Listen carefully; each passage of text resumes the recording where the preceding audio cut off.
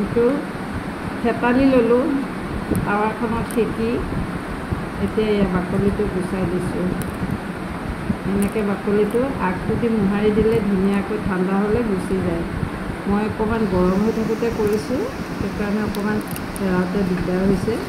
এইটো এনেকৈ মই গোটেইখিনি কঁঠাল গুটি এয়া গুচালোঁ, কেইটামানহে পাইছোঁ। এয়া কেঁচা জলকীয়া লৈছোঁ 2টা, এইকেইটাও এতিয়া মই ইয়াতে কাটি দিম সৰু সৰুকৈ ধুনীয়াকৈ।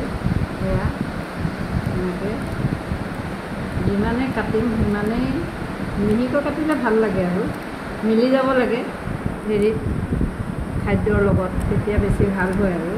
কিন্তু এতিয়া ইয়াতে মই নিমখ দিম, টিফিনটো মাজত দেখাব লাগে। মই এয়া জোখৰ নিমখ দিছোঁ, এয়া তেল দিম, সৰিয়হৰ তেল দিলোঁ। এইটো নেমু লৈছোঁ, ইয়াৰ পৰাও অকণমান দীঘল। এয়া বেছি নালাগে, বেছি দিলে বেছি টেঙা হৈ যাব, মই অকণমান দিছোঁ। এতিয়া এইখিনি হাতেৰে মোহাৰিম। গুটিকেইটা পিঁয়াজ, এয়া দেখিছেনে মই পিঁয়াজ দিছোঁ, আগতে কাটি থৈছিলোঁ। পিঁয়াজ, কঁঠাল গুটি, কেঁচা জলকীয়া আৰু মিঠাতেল, নেমু।